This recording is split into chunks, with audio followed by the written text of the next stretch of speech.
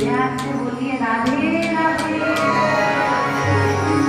अभी इतने प्यार से नहीं बोल रहे हो तो और प्यार से बोलिए राधे राधे।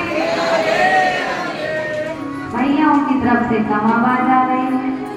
अब मैयाओं की संख्या ज्यादा है पर भैयाओं की तरफ से हम हैं। आप लोग बोलिए राधे राधे।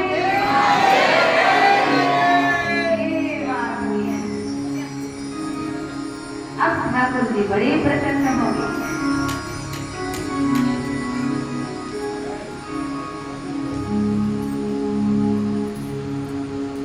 मिल गई जब से नैनों से नैना, चैन एक पल भी आए ना,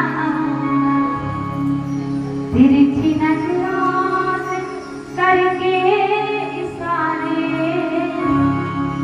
तीर ऐसे नजर के घुमाए, बिहारी तेरे नैना कजराए।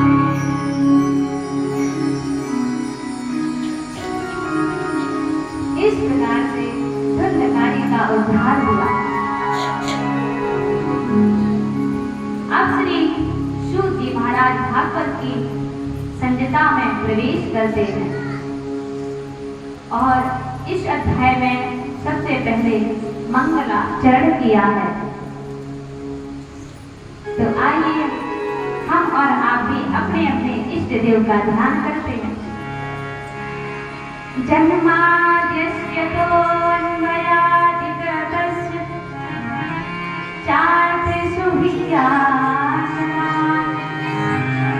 तेने ब्रह्महृदाय आदिकवये वहन्ति यत सूरया तेजो वारिहतां यथा विन्मयो यत्र त्रिसर्गो अमृता धाम्ना स्वेन सदा निरस्तकुहकं सत्यं परं धीमहि धर्मा प्रोचित्यैको अत्र परमो निर्मत्सराणां सतां वेद्यं वास्तवमत्र वस्तु शिविदं तापत्रयम्।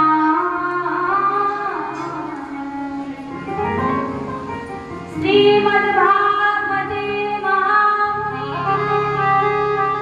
किं वा परीश्वराः सत्यो हृदयबलभिर्प्रकृतिभिः शुश्रूषुभिस्तक्षणाः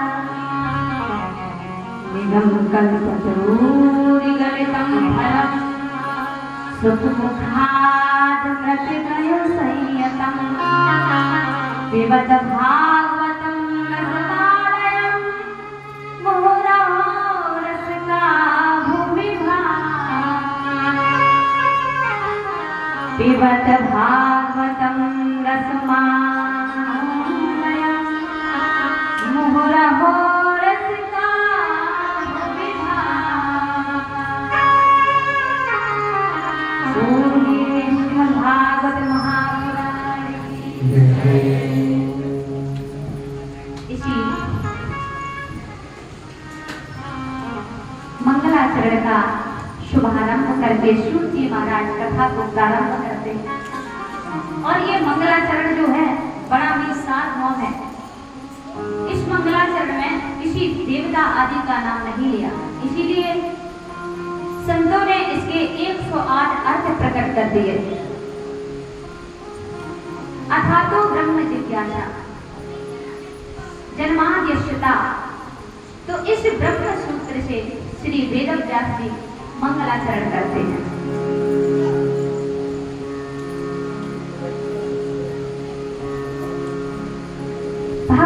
भागवत में जिस परम तत्व को बताया गया है, जिसका हम ध्यान कर रहे हैं, वो कौन है? तो भागवत में उस परम तत्व को सत्य नाम से पुकारा गया। सत्यम परम धीमहि। तो परम सत्य कौन है? सत्यव्रतं सत्यपरं च सत्यं सत्यस्य योनिं निहितं च सत्ये सत्यमृत सत्यनेत्रं सत्यात्मकं त्वां शरणं प्रपन्नः। तो सत्य नाम से भगवान श्री कृष्ण को पुकारा गया है। सत्यम सच्चिदानंद स्वरूपम श्री कृष्ण परम परमेश्वरम धीमहि यामहं। उस परम परमेश्वर श्री कृष्ण जी के चरण कमलों में हम सब मिलकर के बारंबार प्रणाम करते हैं। जन्माद्यश्रुता वो भगवान जन्म मरण से परे होकर के भी अवतार धारण करते हैं, जन्म धारण करते हैं। भगवान का आना जाना स्वाधीन है, भगवान को किसी कर्म करने की आवश्यकता नहीं। और फिर भी निज इच्छा निर्मल तनु माया गुण फिर भी भक्तों को परमानंद प्रदान करने के लिए अवतार धारण करते हैं। और भगवान क्यों अवतार धारण करते हैं? क्योंकि उन्हें लीलाओं का गान करके ध्यान करके अनंत काल तक जीवों का उद्धार होता रहे, इसलिए भगवान का अवतार होता है। तो जन्माद्यश्रुता जन्म तो लिया प्रभु ने मामा कंस के यहाँ, पर भाग करके जो गोकुल में आ गए, ये मामा कंस को भनक भी नहीं लगने दी, कब भाग करके गोकुल आ गए। तो अपने श्री दामाद ग्वाल बालों के बीच में सुशोभित हुए, विभूषित हुए और इतनी सुंदर लीलाएं की कि ब्रह्मा जी को भी चक्कर में डाल दिया। तो तेरे ब्रह्म हृदय आदि कवये मुह्यन्ति यत सूरया। इतनी विचित्र प्रभु ने लीला की कि आदि कवये ब्रह्मणे ब्रह्माणं विश्वापयकं वत्स पालादि रूपम तेने विस्तारितवान। इतनी विस्तारित लीला की कि 4 चतुर्मुखी ब्रह्मा जी चक्कर में पड़ गए। ये कैसा भगवान है? अब भगवान की तो ग्वाल वालों के बीच में लीला चल रही है और ब्रह्मा जी देख करके चक्कर में पड़ गए। ये कैसा भगवान है कि ग्वाल वालों का जूठा खाता है? जिस हाथ से ग्वाला खाते हैं वही लड्डू गोपाल को खिला देते हैं, कन्हैया देख मेरा लड्डू कितना अच्छा है। तो झूठी मीठी का कोई विचार नहीं। अरे भोजन का नियम होता है, भोजन पवित्रता के साथ करना चाहिए, हाथ धो करके करना चाहिए।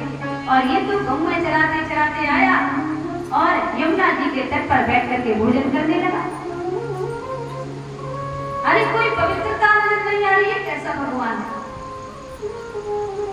अरे भोजन मौन होकर के करना चाहिए। ये तो हास्य नर्म विश्व ही, ये तो हंसी मजाक भी कर रहा है और भोजन भी कर रहा है। तो नाक सिकोड़ के बोले ब्रह्मा जी ये कैसा भगवान है? तो 4 चतुर्मुखी ब्रह्मा जी चक्कर में पड़ गए। अब कृष्ण लीला बड़ी विचित्र है। तो जब भगवत्ता की परीक्षा लेने के लिए ब्रजवासी और बछड़ों का अपहरण कर लिया तो भगवान ने कहा अच्छा ब्रह्मा जी तुम सृष्टि करने में विशेषज्ञ हो, तो मैं भी तुम्हें नई सृष्टि करके दिखाऊंगा। तो ब्रजवासी और बछड़ों का अपहरण कर लिया। भाई जो वेद का ज्ञाता हो उसे वेद पाठ से ही प्रभावित करो तो वेदज्ञ है, और जो पंडित है उसको पंडित के तरीके से प्रभावित करो तो पांडित्य है। तो भगवान ने कहा ब्रह्मा जी तुम सृष्टि के करता हो, सृष्टि करते हो, तो मैं भी तुम्हें नई सृष्टि करके दिखाऊंगा।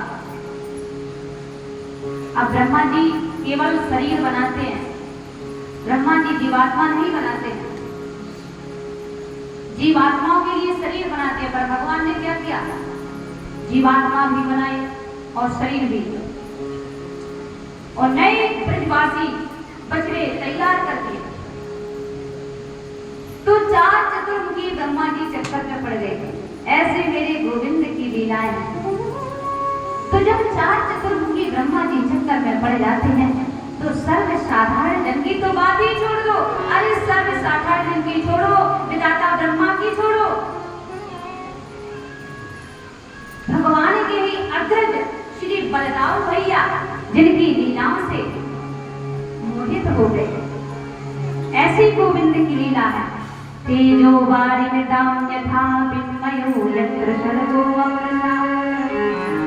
जब हमारे प्यारे प्रभु वृंदा विपिन में वेणु निनाद करते हैं, बंसी को बजाते हैं, तो चेतन की जड़ क्या, जड़ भी प्रभावित होने लगता है। कन्हैया की उस मधुर बंसी को सुनकर के कलकल की कोल करती हुई कमलिया कालिंदी का कलरव सदा कुंठित हो जाता है। और जमुना की धारा जो निरंतर बहती है, वो जब कन्हैया की बंसी को सुनती है तो पत्थर की तरह स्थिर हो जाती है। और जो हमारे गोवर्धन में जो शिलाखंड है, पर्वत खंड है, वो जब कन्हैया की बंसी को सुनते हैं तो द्रवीभूत हो जाते हैं। यमुना काठिन्यवन, यमुना जिस यमुना की धारा में सदा द्रवता है वो कठोर हो रही है, और जो पर्वत कठोर है वो द्रवित हो रहे हैं। तेजो वारिमृदां यथा विन्मयो यत्र शरदो अमृता। भगवान के दिव्य 3 धाम है, श्री धाम वृंदावन, श्री धाम मथुरा और श्री धाम द्वारका। वृंदावन में भगवान ने 11 वर्ष लीला की और मथुरा में 14 वर्ष और द्वारकापुरी में 100 वर्ष तक। वृंदावन में जो भगवान के साथ ग्वाल वाल आदि परिकर हैं, और जो मथुरा में उद्धव आदि हैं, और द्वारका में जो रुक्मिणी आदि हैं, ये भगवान का परिकर है। वो नित्य है, शाश्वत है, अखंड है। जैसे कि आपने वृंदावन से लीला बुलवाई तो स्वामी जी अकेले थोड़ी ना रास कर लेंगे आकर के, तो 20-25 परिकर साथ में लाते हैं। अब स्वामी जी के अनुसार जो लीला मंच पर अभिनय दिया जाता है वो अभिनय करता है,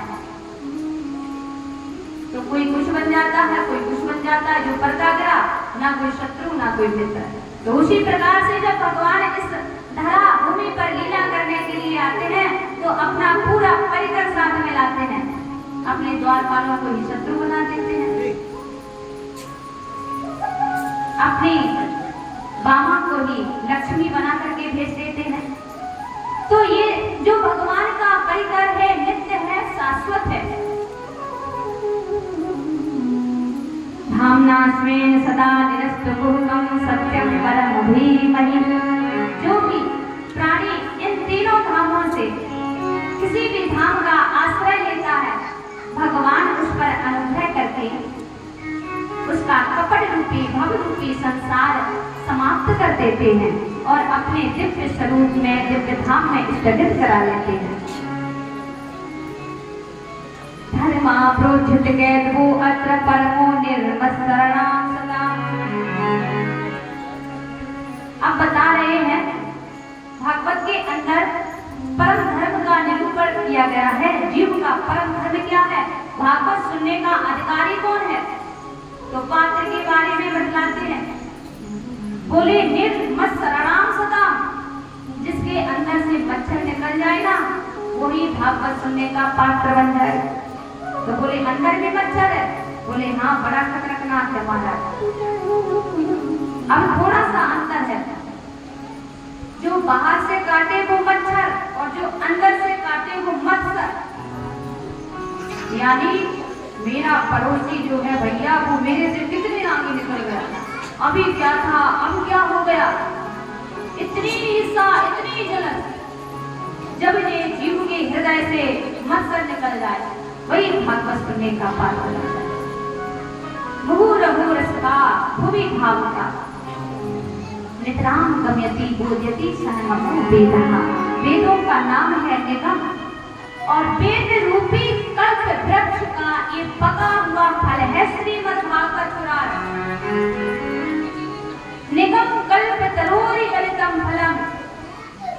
भैया पकने के बाद ही तो फल टपकता है। जो फल वृक्ष से तोड़ा जाता है ना, वो कच्चा निकल सकता है, पर जो फल सहज टपक करके गिरता है वो निश्चित पका हुआ फल होता है। इसीलिए ये वेद रूपी फल जो है ना, वेदों की उच्च शाखा से टपका हुआ है। किसी ने कहा अगर ये फल वेदों की शाखा से टपका है तो फिर तो फूट गया होगा, पिलपिला हो गया होगा। तो श्रीधर स्वामी पाद कहते हैं नहीं नहीं, ये टूटा फूटा फल नहीं है, ये तो शाखा प्रभ शाखा डालियों के सहयोग से धरातल पर आया है। सबसे पहले ये फल नारायण की शाखा से टपका और इसका नाम है भागवत। भागवता प्रोक्तम भागवतम। तो सर्वप्रथम भगवान ने ये फल ब्रह्मा जी को प्रदान किया। तो नारायण प्रभु की शाखा से जब ये फल टपका तो ब्रह्मा जी की शाखा पर आके लगा। तो ब्रह्मा जी की शाखा से फल टपका तो नारद जी की शाखा पर आके लगा, और नारद जी की शाखा से फल टपका तो व्यास की शाखा पर आके अटका, और व्यास की शाखा से फल टपका तो सुखदेव की शाखा पर आके अटका। तो सुखदेव जी के माध्यम से परीक्षित को और सारे ऋषियों को आज हम और आप भी पी रहे हैं। प्यार से बोलिए राधे राधे। तो ये डालियों के सहयोग से धरातल पर आया है, इसीलिए टूटा फूटा फल नहीं है।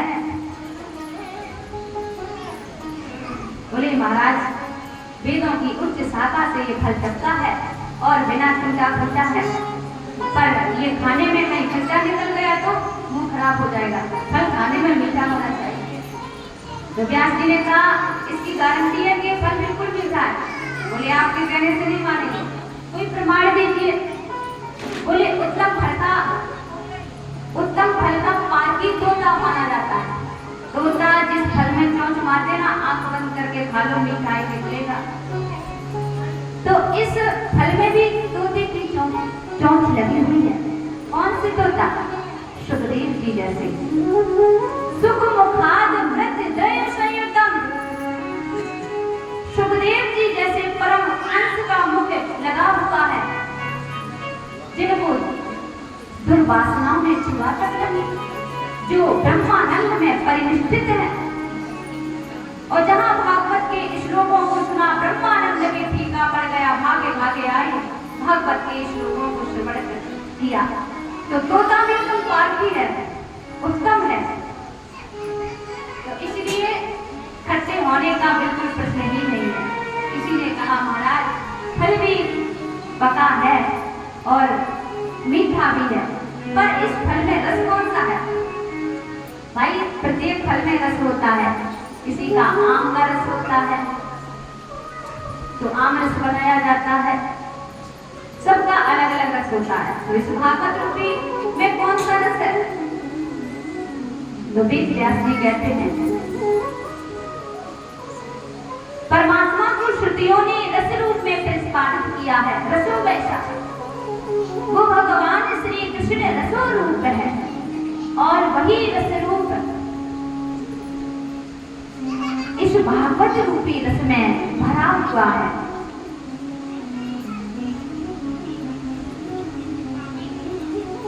अच्छा महाराज, तो इसीलिए इस भागवत रूपी रस को पियो। मुंह रसो रसका भूमि भाव का। किसी ने कहा जय हो महाराज, फल कहीं पिया जाता है? ऐसा तो एक भी फल नहीं हमने देखा।